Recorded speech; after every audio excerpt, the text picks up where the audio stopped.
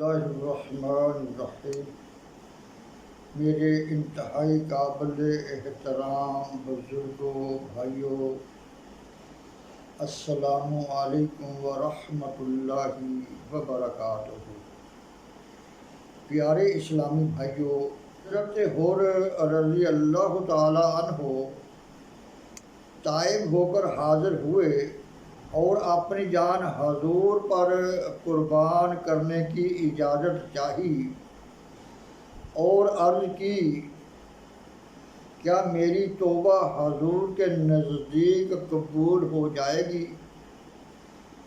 حضرت امام حسین رضی اللہ تعالی عنہ نے فرمایا، ہاں، اللہ تعالیٰ توبہ قبول کرنے والا اور گناہ بخش دینے والا ہے۔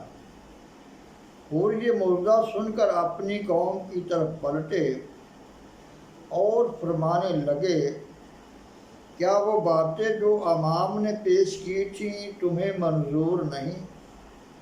ابن سعد نے کہا، ان کا ماننا میری قدرت سے باہر ہے۔ حضرت حر نے فرمایا، اے کوفیو، تمہاری مائیں بے اولاد ہوں، کیا تم نے امام کو دشمنوں کے ہاتھ دینے کے لیے ہمیں بلایا تھا؟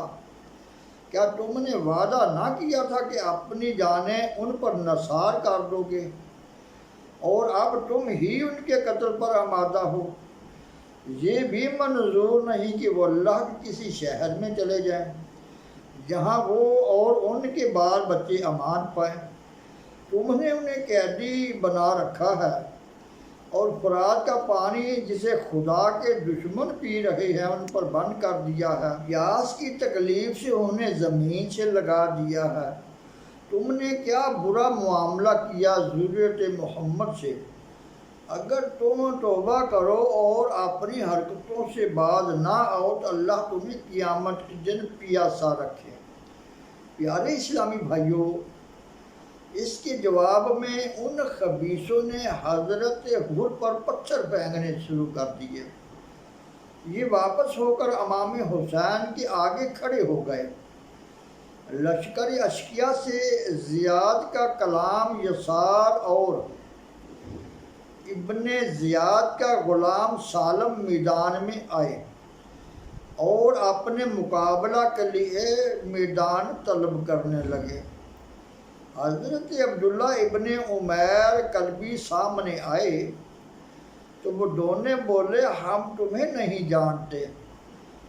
زہیر بن کین یا حبیب بن مطہر یا بریر بن خصیر کو ہمارے مقابلے کے لیے بھیجو۔ حضرت عبداللہ نے یسار سے فرمایا، او بدکار عورت کے بچے، تو مجھ سے لڑے گا؟ تیری لڑائی کے لیے بڑے بڑے چاہیے۔ یہ فرما کر ایک ہاتھ مارا اور وہ قتل ہوا۔ سالم نے آپ پر وار کیا، آپ نے بائیں ہاتھ سے روکا، آپ کی انگلیاں کٹ گئیں، اور آپ نے داہنے ہاتھ سے وار کیا اور وہ بھی مارا گیا۔ یہ عبداللہ کوفے سے امام کی خدمت میں حاضر ہوئے تھے اور ان کی بیوی ام وہب ان کے ساتھ تھی۔ وہ خیمے کی چوب لے کر جہاد کے لیے چلی اور اپنے شوہر سے کہا، میرے ماں باپ تیرے قربان، قتال کر ان ستھری پاکیزہ نبی زادوں کے لیے۔ کہا، تم عورتوں میں جاؤ۔ اس نے نہ مانا اور کہا، تمہارے ساتھ ہی مروں گی۔ آخرکار حضرت امام حسین رضی اللہ تعالیٰ عنہ نے آواز دی کہ اے بی بی، تجھ پر اللہ رحم کرے، واپس آ، کیونکہ جہاد عورتوں پر فرض نہیں۔ وہ واپس لوٹ گئیں۔ پھر ابن سعد کے میمنہ سے عمرو بن الحجاج اپنے سوار لے کر آگے بڑھا۔ امام کے ساتھیوں نے گھٹنوں کے بل جھک کر نیزے سامنے کیے۔ گھوڑے نیزوں کے سنانوں پر نہ چڑھ سکے، پیچھے پلٹے تو ادھر سے تیر چلائے گئے، اور وہ کتنے ہی زخمی ہوئے اور کتنے ہی مارے گئے۔ ایک مرد کا ابن حوزہ نے پوچھا کیا تم حسین ہو؟ کسی نے جواب نہ دیا۔ 3 بار پوچھا۔ لوگوں نے کہا تیرا کیا کام ہے؟ بولا اے حسین تمہیں آگ کی بشارت ہو۔ فرمایا تو جھوٹا ہے، میں اپنے مہربان رب کے پاس جاؤں گا۔ پھر اس کا نام پوچھا، کہا ابن حوزہ۔ آپ نے دعا فرمائی الہی اسے آگ کی طرف سمیٹ۔ یہ سن کر مردود غضبناک ہوا، حضور کی طرف گھوڑا چمکایا۔ قدرت خدا کے گھوڑا بھڑکا اور یہ پھسلا، ایک پاؤں رکاب میں الجھ کر رہ گیا۔ اب گھوڑا اڑتا چلا آتا ہے یہاں تک کہ اس مردود کی ران اور پنڈلی ٹوٹ گئی، سر پتھروں سے ٹکرا کر پاش ہو گیا، آخر اسی حال میں واصل جہنم ہوا۔ مسروق بن وائل خضرمی امام حسین رضی اللہ تعالی عنہ کے سر مبارک کو لینے کی تمنا میں آیا تھا۔ ابن حوزہ مردود کا حال دیکھ کر کہنے لگا خدا کی قسم میں تو اہل بیت سے کبھی نہ لڑوں گا۔ پھر یزید بن معقل حضرت بریر سے کہنے لگا خدا نے تمہارے ساتھ کیا کیا؟ فرمایا اچھا کیا۔ کہا تم نے جھوٹ کہا اور میں تم کو آج سے پہلے جھوٹا نہ جانتا تھا، میں گواہی دیتا ہوں کہ تم گمراہ ہو۔ فرمایا تم آؤ ہم تم مبالغہ کر لیں کہ اللہ جھوٹے پر لعنت کرے اور جھوٹا سچے کے ہاتھوں سے قتل ہو۔ وہ اس بات پر راضی ہو گیا۔ مبالغہ کے بعد ابن موکل نے تلوار چھوڑی تو خالی گئی، تو حضرت بریر نے وار کیا، خون کاٹتا ہوا بھیجا چاٹ گیا۔ یہ دیکھ کر رضی بن مقتل عبدی دوڑا اور حضرت بریر سے لپٹ گیا، کشتی ہونے لگی۔ حضرت بریر نے دے مارا اور اس کے سینے پر چڑھ بیٹھے۔ پیچھے سے کعب بن جابر ازدی نے تیر مارا، کہ پشت پہ غائب ہو گیا۔ نیزہ کھا کر رضی کے سینے سے اترے اور اس مردک کی ناک دانتوں سے لے کر کاٹ دی۔ کعب نے تلوار ماری کہ شہید ہوئے۔ جب کعب پلٹا اس کی عورت نے کہا میں تجھ سے کبھی بات نہیں کروں گی، تو نے فاطمہ کے بیٹے کے ہوتے ہوئے دشمن کو مدد دی اور عالموں کے سردار بریر کو شہید کیا۔ پھر امام حسین کی جانب سے عمر بن قذطہ انصاری نکلے اور سخت لڑائی کے بعد شہید ہوئے۔ حضرت حر نے قتال شدید کیا۔ یزید بن سفیان ان کے سامنے آیا، انہوں نے اسے قتل فرمایا۔ نافع بن ہلال مرادی میدان میں آئے، مزاحم بن حرس ان کا مزاحم ہوا۔ مرادی با مراد نے اس نامراد مردود کو قتل کیا۔ یہ حالت دیکھ کر عمرو الحجاج چلایا، اے لوگو تم جانتے ہو کن سے لڑ رہے ہو؟ تمہارے سامنے وہ بہادر لوگ ہیں جنہیں مرنے کا شوق ہے، ایک ایک ان سے میدان نہ کرو، وہ بہت کم ہیں۔ خدا کی قسم تم سب مل کر پتھر مارو گے تو قتل کر لو گے۔ ابن سعد نے یہ رائے پسند کر کے لوگوں کو تنہا میدان لگانے سے روک دیا۔ پھر عمر بن الحجاج نے فرات کی طرف سے حملہ کیا۔ اس حملے میں مسلم بن اسوجہ اسدی نے شہادت پائی۔ عمر پلٹ گیا، ان میں ابھی رمق باقی تھی۔ حبیب بن مطہر نے کہا تمہیں جنت کا معجزہ ہو، تمہارا گرنا مجھ پر شاق ہوا، میں بھی عن قریب تم سے ملنا چاہتا ہوں، مجھے کوئی وصیت کرو کہ اس پر عمل کروں۔ مسلم نے امام کی طرف اشارہ کر کے فرمایا، ان پر قربان ہو جانا۔ حبیب نے کہا ایسا ہی ہوگا۔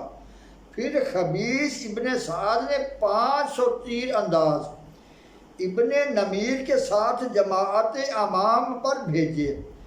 اب 3 دن کے پیاسوں پر تیروں کا می برسنا شروع ہو گیا۔ امام کے ساتھی گھوڑوں سے اتر کر پیادہ ہو گئے، اور یہ پیادہ ہونا اس مصلحت سے تھا کہ اس ناگہانی بلا سے کہ ایک ساتھ 500 تیر چٹکیوں سے نکل رہا ہے، گھبرا کر پاؤں نہ اکھڑ جائیں، مارنا مرنا جو کچھ ہونا ہے یہیں ہو جائے، امام کو چھوڑ کر بھاگنے اور پیٹھ دکھانے کی راہ نہ رہے۔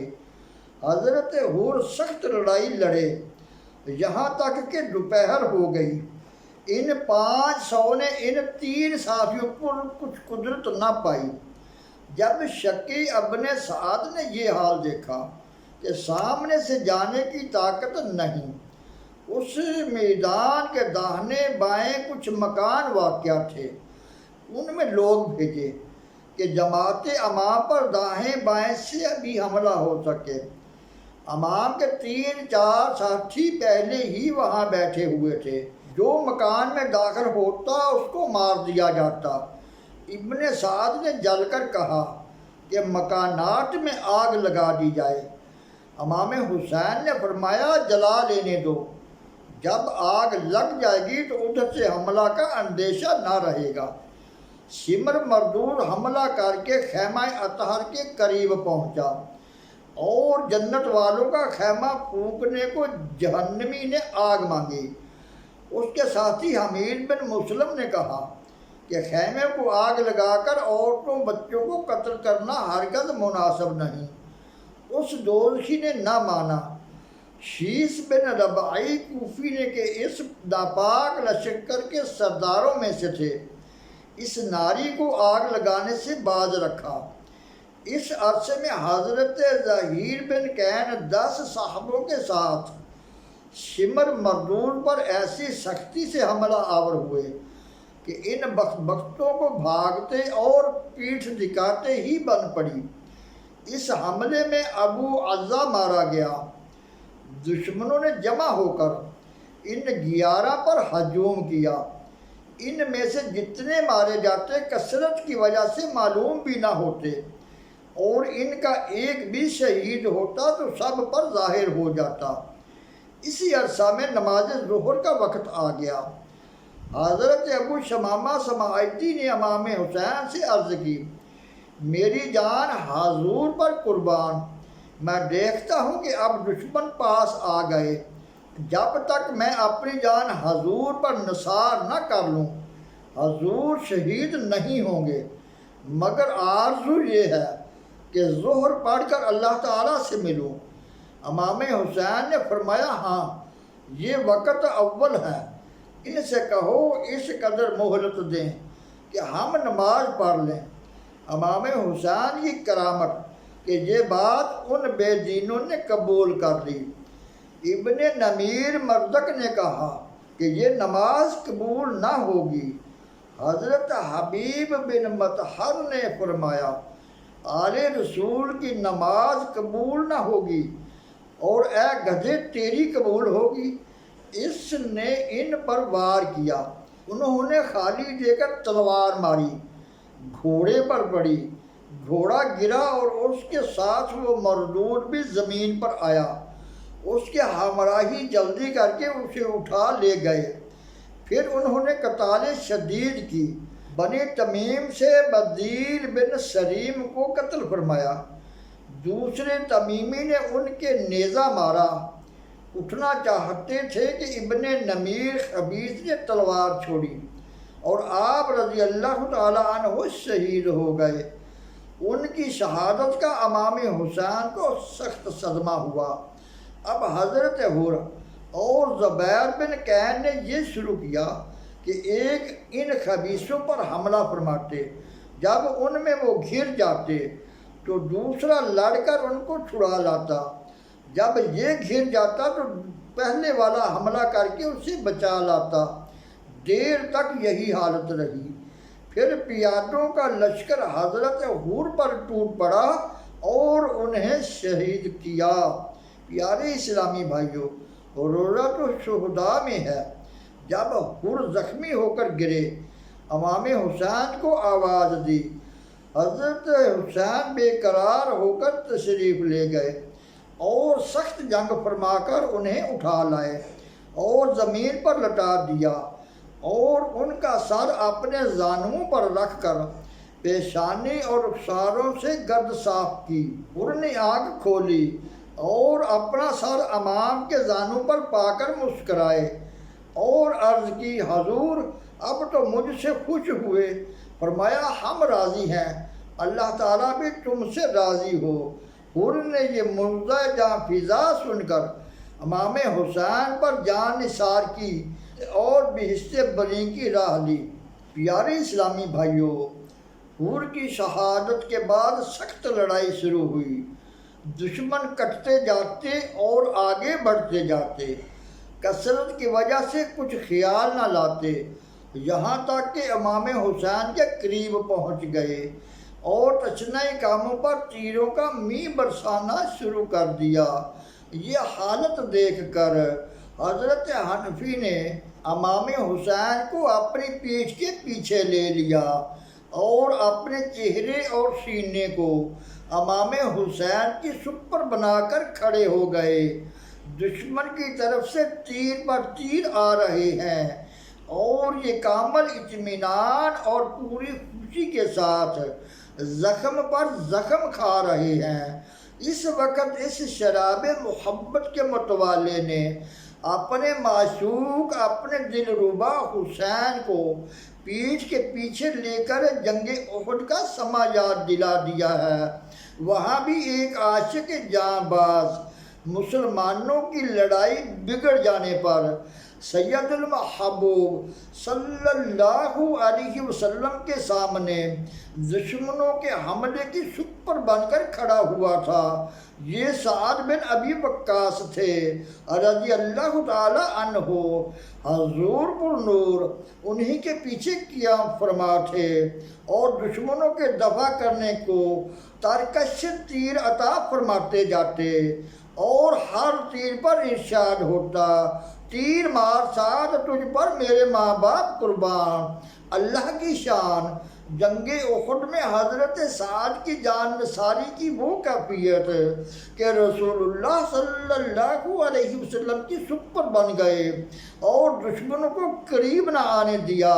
اور واقعہ کربلا میں ابن سعد کی ضیاءکاری کی یہ حالت کہ دشمنوں کو رسول اللہ صلی اللہ علیہ وسلم کے بیٹے کے مقابلہ پر لایا ہے۔ بزرگوار باپ کے تیر اسلام کے دشمنوں پر چل رہے تھے، ناہنجار بیٹے کے تیر مسلمانوں کے سردار پر چھوٹ رہے ہیں۔ پیارے اسلامی بھائیوں، غرض حضرت حنفی نے امام کے سامنے جہاں تک تیر کھائے کہ شہید ہو کر گر پڑے۔ حضرت زہیر بن کین نے اس طوفان بے تمیزی کو روکنے میں جان توڑ کوشش کی اور سخت لڑائی لڑ کر شہید ہو گئے۔ حضرت نافع بن ہلال نے تیروں پر اپنا نام کنندہ کرا کر زہر میں بجھایا ہوا تھا، ان سے 12 شکی قتل کیے اور بے شمار زخمی کر ڈالے۔ دشمن ان پر بھی ہجوم کر آئے، دونوں بازو ٹوٹ جانے کے سبب سے مجبور ہو کر گرفتار ہو گئے۔ عمر خبیث انہیں ابن سعد کے پاس لے گیا۔ ہلال کے چاند سا چہرہ خون سے بھرا ہوا تھا اور وہ بفرا ہوا شیر کہہ رہا تھا، میں نے تم میں سے 12 گرائے اور بے گنتی گھائل کیے، اگر میرے ہاتھ نہ ٹوٹتے تو میں گرفتار نہ ہوتا۔ سمر نے ان پر تلوار کھینچی، فرمایا تو مسلمان ہوتا تو خدا کی قسم ہمارا خون کر کے خدا سے ملنا پسند نہ کرتا۔ اس خدا کے لیے تعریف ہے جس نے ہماری موت بدترین خلق کے ہاتھ پر رکھی۔ سمر نے تلوار ماری اور آپ کو شہید کر دیا۔ پھر باقی مسلمانوں پر حملہ آور ہوا۔ امام حسین کے ساتھیوں نے دیکھا کہ اب ان میں امام کی حفاظت کرنے کی طاقت نہ رہی، شہید ہونے میں جلدی کرنے لگے کہ کہیں ایسا نہ ہو کہ ہمارے جیتے جی امام عرش مقام کو کوئی صدمہ پہنچے۔ حضرت عبداللہ و عبد الرحمن پسران عروہ غفاری اجازت لے کر آگے بڑھے اور لڑائی میں مشغول ہو کر شہید ہو گئے۔ سیف بن حارث اور مالک بن عبد کو دونوں ایک ماں کے بیٹے اور باپ کی طرف سے چچا زاد تھے، حاضر خدمت ہو کر رونے لگے۔ امام حسین نے فرمایا کیوں روتے ہو؟ کچھ دیر ہی باقی ہے کہ اللہ تمہاری آنکھیں ٹھنڈی کرتا ہے۔ عرض کی ہم اپنے لیے نہیں روتے بلکہ حضور کے واسطے روتے ہیں کہ اب ہم میں حضور کی محافظت کی طاقت نہ رہی۔ فرمایا اللہ تمہیں جزائے خیر دے۔ بالآخر یہ دونوں بھی رخصت ہو کر آگے بڑھے اور شہید ہو گئے۔ حنظلہ بن اسد نے امام کے سامنے قرآن مجید کی کچھ آیات پڑھیں اور کوفہ والوں کو عذاب سے ڈرایا، مگر وہاں ایسی کون سنتا تھا۔ یہ بھی سلام لے کر گئے اور داد شجاعت دے کر شہید ہو گئے۔ شوذب بن شاکر رخصت پا کر بڑھے اور شہادت پا کر دارالسلام پہنچے۔ حضرت عباس اجازت لے کر چلے اور مبارز مانگا۔ ان کی مشہور بہادری کے خوف سے کوئی سامنے نہ آیا۔ ابن سعد نے کہا انہیں پتھروں سے مارو۔ چاروں طرف سے پتھروں کی بوچھاڑ شروع ہو گئی۔